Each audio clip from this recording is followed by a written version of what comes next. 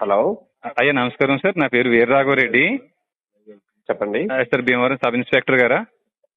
Bhimavaram సిఏనండి. Bhimavaram CI గారా? అయ్యా తమ నెంబర్ కంట్రోల్ రూమ్ నుంచి తీసుకున్నాం సార్. చెప్పండి. ఇది కొన్ని నేరాలకు పాల్పడినందుకు గాను సి నాగరాణి గారని డిస్ట్రిక్ట్ కలెక్టర్ గారిని party of BNSS part section 43 CrPC memorandum ఇచ్చి అరెస్ట్ చేసామండి. ఎవరినండి? District collector గారినండి.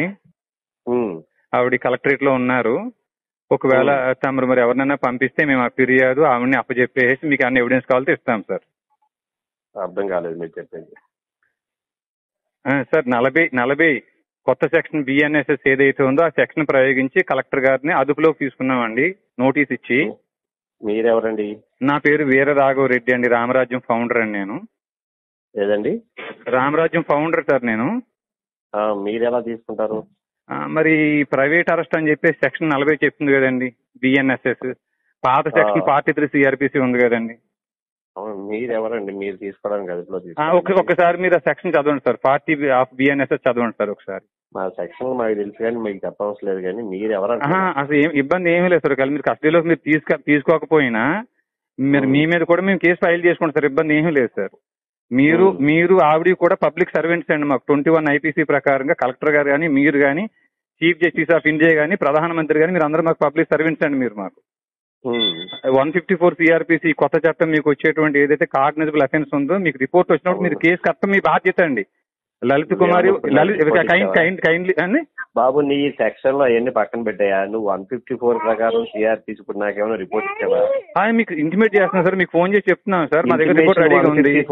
ఇంటిమేషన్ కి 154 కి సంబంధం ఏంటి? మేము 100కి డయల్ చేస్తే మీ నెంబర్ ఇచ్చారండి వాళ్ళు. మీరు ఇస్తే మీరు ఎవరన్నా ఇక్కడ పంపిస్తే ఈ పిటిషన్ కూడా ఇస్తాం, కలెక్టర్ గారు కూడా అప్పచెప్తాం. ఇక్కడ అప్పచెప్పి వస్తామండి మేము ఎందుకు పంపిస్తాం అక్కడికి? అంటే మరి 154 సిఆర్పిసి ప్రకారం ఏదంటే పోలీస్ స్టేషన్ కి వచ్చి కాదు సార్ 43 సిఆర్పిసి ఏదైతే ఉందో చేయాలి.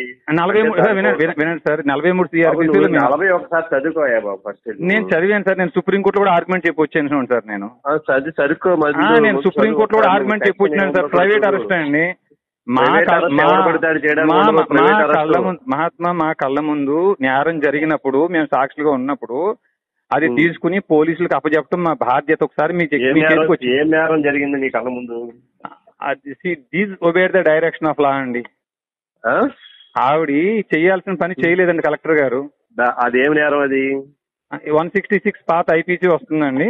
అవును, ఏం నేరం అది? ఏమండి తణుకు అని చెప్పేసి తణుకు దగ్గర తేతల గ్రామం దగ్గర. అయ్యా నేను చెప్పేదేనండి, మీరు సెక్షన్ చదువుకునేటప్పుడు దాంట్లో సుప్రీంకోర్టులో వాదించే ఎక్కడ ఎవడైతే ఒక వ్యక్తి నాన్ బెయిలబుల్ 7 సంవత్సరాల కంటా ఎక్కువ శిక్ష విధించగలిగినటువంటి నేరాలు ఎవడైతే రోడ్డు మీద ఎవరినో మర్డర్ చేసేయడమో లేకపోతే ఎవరినో రేప్ చేసేయడమో చేస్తారు కదా పబ్లిక్ దొంగలు, అటువంటి వాళ్ళ గురించి పబ్లిక్ కి నేరస్తుల్ని అవసరం అయితే ప్రైవేట్ వ్యక్తులు పబ్లిక్ కూడా అరెస్ట్ చేయొచ్చు అని ఉంటారు. మీరు సెక్షన్ చదువుకున్నప్పుడు క్లియర్ గా చదవాలి. దాంట్లో చదివితే ఉంటది.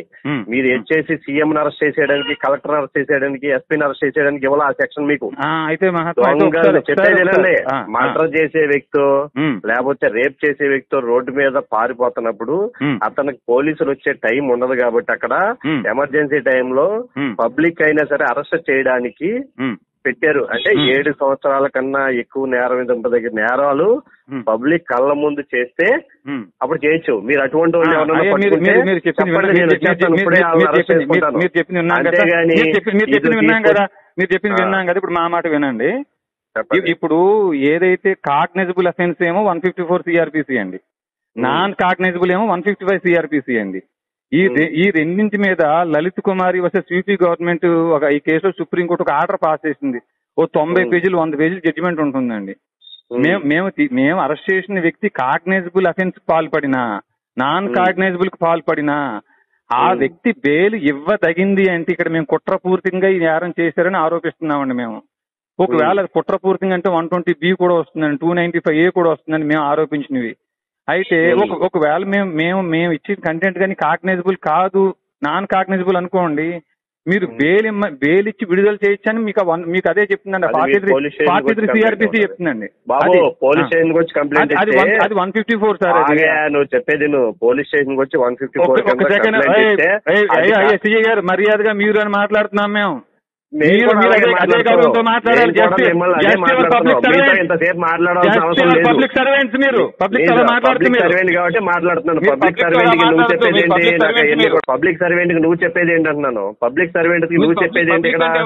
పబ్లిక్ సర్వెంట్ కి నువ్వు ఎమర్జెన్సీ ఏమన్నా ఉంటే పబ్లిక్ సర్వెంట్ కి ఫోన్ చేయి. నా డ్యూటీ నువ్వేం చేస్తావు? 43 సిఆర్పిసి కొత్త చట్టం బిఎన్ఎస్ సెక్షన్ 40 కి మీరు పెట్టుకుని నేను వస్తాను ఇప్పుడు. నీకు అక్కడే ఉండు.